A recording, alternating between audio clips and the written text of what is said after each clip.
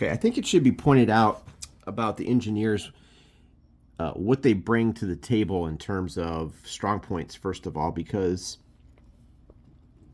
it should be noted that a strong point has some limitations as far as overrun goes. And overrunning is, you can see that in some of my other videos, but overrunning is when you're moving with a motorized unit and you attempt to just blast through a hex while you're moving. It's a separate type of combat that takes place only during movement. And when you try to overrun a strong point or a stronghold, you're going to need an engineer to do that, period. And you must have a minimum combat odds of 12 to 1. This would not be a legal overrun, but I just want to point out that you need to bring an engineer with you if you want to overrun a strong point. Now, engineers have another cool thing that they let you do. When you're attacking a hex with a strong point, you're going to have a +1 DRM modifier, which is in favor of the defender, of course. Now, this unit underneath here stinks. It's a very basic Soviet infantry unit, regiment, and it's going up against a very strong unit here, so it's kind of stacked. But I wanted to show exactly what could be done. Actually, let's move this up to a blank hex, like so, and let's put this out of the city so we don't have to incur any optional weird bonus. We're going to do it like this, and he'll be like that, and I'll just kind of set these askew like that. So yeah, remember to bring an engineer with you when you attempt an overrun, because you're going to need them. If there's a strong point, only if there's a strong point. Don't worry about if it's just an infantry unit. Okay, engineers, remember also you need to have a motorized engineer, and this guy is motorized. You can see the 2 wheels underneath the counter. Now, let me get this to zoom in. Anyway, you can see the 2 wheels. This is a motorized engineer unit. I think it's probably because I'm zoomed in a little bit too much. So let's look at what engineers bring to combat, and that is going to be kind of scattered throughout the rules. If you look at the engineer section, it'll say this. In the same phase, an engineer can allow engineer effects in combat. So you want to look that up. That's something important that they're going to use them for. That's 15.53. It's kind of scattered in this little engineer section here where it talks about they can construct strong points and stuff. I'm not going to go into construction rules. Just know that they aid movement across a shallow water hex side. They can aid in construction of strong points, railroads, and they allow, here's what we just covered, they allow the overrun of a fortified line hex or a stronghold. Just remember your odds. You're going to go to 18.15 to kind of look at that, and they can build ferries. But we're going to look specifically at the effects in combat. So 15.53 is where you want to go for that, and that's going to bring up engineer stuff and what all they can do.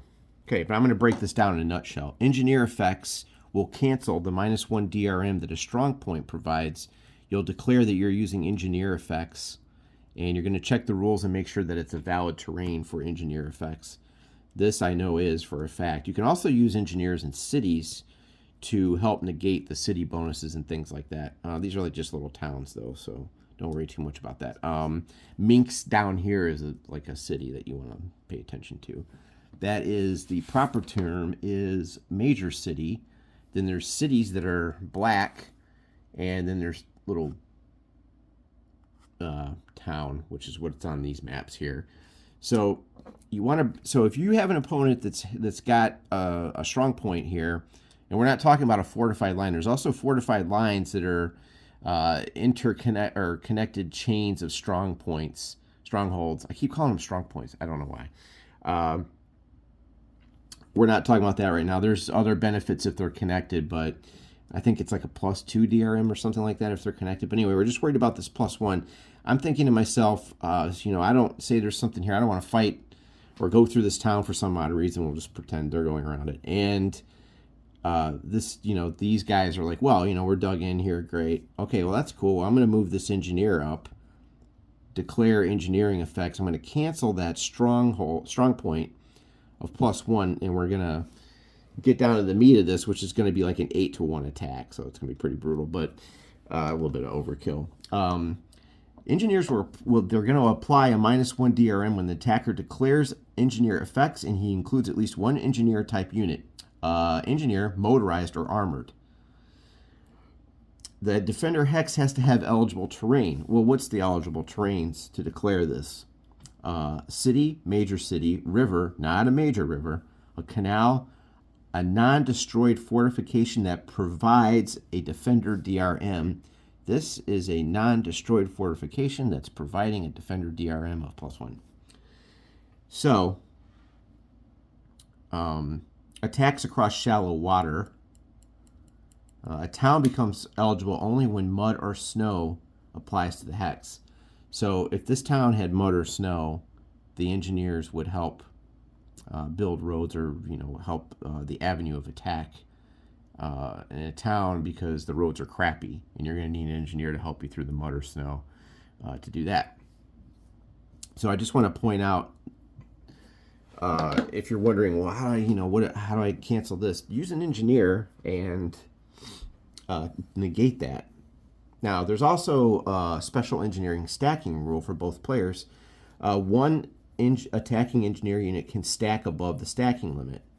If you do this, engineering effects automatically apply, and the engineer combines its strength with the other attacking units. The engineer cannot remain over the stacking limit at the conclusion of the combat phase. So that's kind of neat. There's like a special engineer stacking rule, where you can put them on top of a stack and actually throw in their attack factor, but then they have to get out of the overstack at the end of the combat phase. So it should also be noted that an engineer is required in order to attack across a non-frozen shallow water hex side, and that represents assault boats going across the river. All right, what else do engineers do? Well, they help speed up the construction of strong points. So, strong points. I don't know what's wrong with me tonight. Normally, if you want to build a strong point, you're going to get the points like we discussed in the last video, those replacement points. You're going to put this down, and you have to put this in a hex that's in general supply. If it's not in general supply, it remains under construction. So you want to put this somewhere. Let's say they're going to try to seal off this little trail here, or this little road. So you're going to put this here and make sure this hex stays in general supply. If not, it's going to delay it. Then the next friendly engineering phase, you're going to take this and flip it, and then that hex will be strong pointed. If you have an engineer in a hex where you want to build it, here's what they do. They allow you to almost immediately, they do basically allow you to immediately complete that construction. Now, it should be noted that there's special rules or special restrictions for building strong points, and you're going to want to take a close look at page 49. So you can't just slap them down. The Axis player actually needs a construction unit there. There's some Soviet restrictions here. A strong point can be built on any hex. The hex can be in an enemy's EOC, and it cannot already contain another strong point or some other type of fortification. So there are some restrictions. And then the Axis player, a little bit more complicated. You're going to see that there may be special rules for something you can do, but they also need a constructing combat unit, any type except armored, for placement. During the turn that unit constructs the strong point, they're digging with shovels and stuff like that, the unit cannot engage in movement or combat. So you place the strong point under the construction directly on top of the combat unit to indicate that they're building. So just watch out for that, and then you have they tell you when to flip it over and things like that. Now, the engineer, and this video is about engineers, so I want to show you the effect that they have on this. When you get your strong point special thing from your replacement things or whatever, and you get to place it, you can actually take this and place it completed on an engineer that is in general supply during the engineering phase. The engineer then cannot engage in combat or specialized movement, air or naval transport, or it cannot work on railroad hexes or cut other railroad hexes during that segment. So basically, they can't do anything weird like that. Also, a Soviet engineer on an Axis railroad hex at the end of the phase can convert that hex to Soviet rails. We're not going to get into the whole railroad thing, but that's something else that engineers do. So, in summary, engineers can help you go across shallow water hex side, and that's where you'll see on the map, a shallow water hex site has like this little light blue part. They can help you go across that movement. They can construct strong points. They can convert railroads. They allow you to overrun a fortified strong point. They take away the DRM of a strong point when they're in combat, and you add them in there, and they get that special stacking ability that you can do, where you can allow them to overstack and throw in their engineering effects and add their combat value.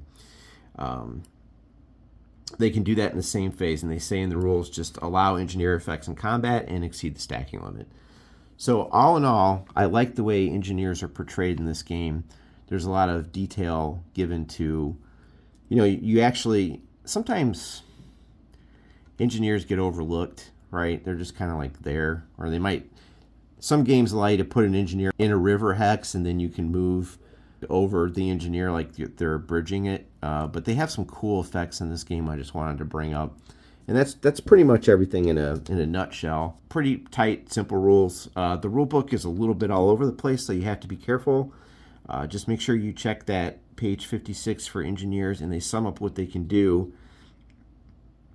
And then you'll have to go back to the earlier part of the rule book. And so I started off with strong points because you're going to want to know how to get these out and how to build them quickly, or how they're built, and then you're going to want to think, well, how do I get rid of that DRM?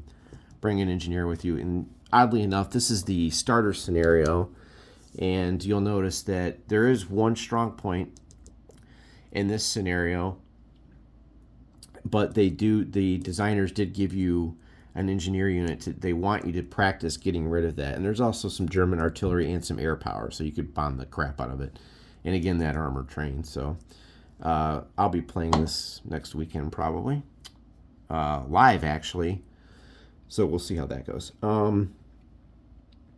Crabby Old Gamers, we're gonna be playing this together. I did get Crimea and Kiev to Rostov's on its way in, so I did replace my old copies that I had gotten rid of, and they're unpunched. So, all right, that's it. Just a real quick thing on engineers in case you're playing this beginning tutorial scenario, the Battle of Borisov, right? And you're thinking, you're looking at these units and you're going, well, what does he do? Now you know. And you can also tell the engineer is motorized for new players by the fact that there's that red box behind the movement value there. Okay. All right. Thanks for watching. Real quick, super video here, and I've got battles in the East I need to open on camera later. Maybe I'll do that live. I'll see. All right. More of these to come, and I'm slowly punching this out. And I'm going to mess around with some combat and practice some things. Thanks a lot.